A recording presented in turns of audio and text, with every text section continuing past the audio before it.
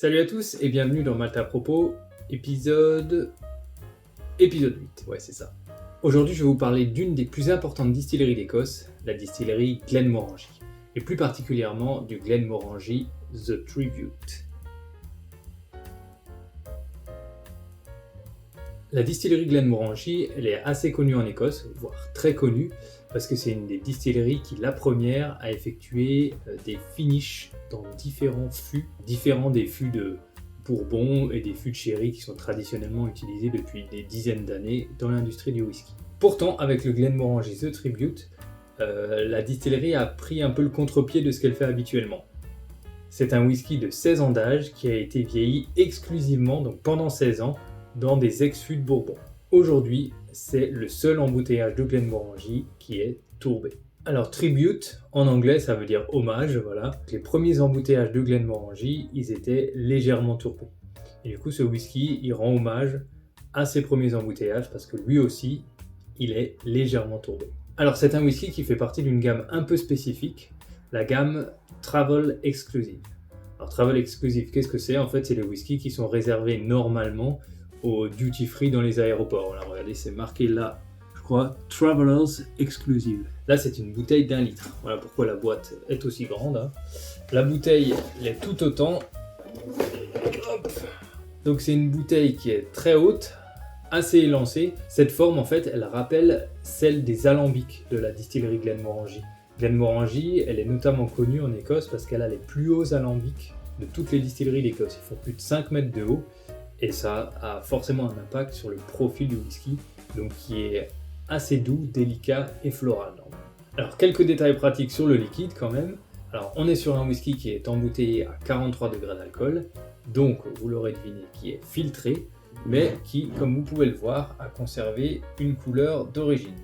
Au niveau du prix, comme de nombreux whiskies Travelers Exclusive ou Travel Exclusive, eh ben, ils sont un peu chers et c'est une bouteille qu'on trouve aux alentours de 80-90€.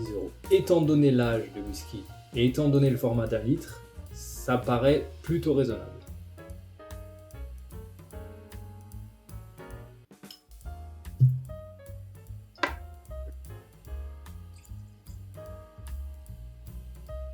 Donc on est sur un nez qui est quand même, j'ai envie de dire, un peu timide. Donc la tourbe est présente, on la sent bien au nez, mais c'est effectivement une tourbe qui n'a absolument rien à voir avec les tourbes très médicinales, très denses, très concentrées, caractéristiques des tourbes d'Islay. Là on est sur quelque chose d'assez léger, une fumée légère, et derrière la tourbe, une pointe de citronné et surtout beaucoup de vanille en fait, la vanille caractéristique d'un vieillissement en fût de Bourbon. C'est un nez, mis à part la tourbe, qui est assez proche du Glenmorangie 10 ans, donc qui est l'entrée de gamme de Glenmorangie, et qui est un whisky standard qui fait office d'étalon un peu pour de nombreux passionnés de whisky. Ça reste quand même un nez assez agréable, un nez qui invite en fait à la dégustation parce que très simple, très doux. En bouche maintenant. Slanger. Alors ce qu'on note d'abord, c'est la texture, qui est particulièrement ronde, douce, qui recouvre bien le palais. On note aussi évidemment tout de suite cette tourbe, qui est absolument pas caractéristique des whisky Glenmorangie. En fait, on est sur une bouche qui est dans la continuité vraiment du nez. On a ce côté vanille, ce côté très rond. Là, on est sur un whisky vraiment très doux, agréable. Et on a le côté floral par contre caractéristique de Glenmorangie qui ressort dans le fond, mais qui semble un peu lutter contre cette tourbe qui est présente, mais qui fait un peu de la figuration, qui est là en arrière-bouche, mais qui apporte pas grand-chose.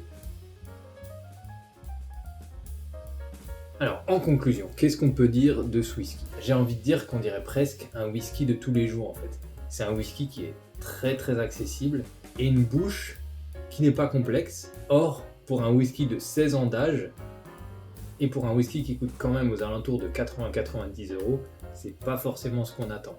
Donc vous l'aurez deviné, est-ce que je recommande ce whisky à l'achat? Non, pas pour ce prix-là. Ce whisky souffre notamment de la comparaison avec des whiskies comme le Springbank 10 ans, le Benromach 10 ans, ou évidemment le Highland Park 10 ans, dont j'ai déjà parlé je ne sais pas combien de fois dans ces vidéos. Voilà, c'est des whiskies qui sont à la fois plus complexes et moins chers.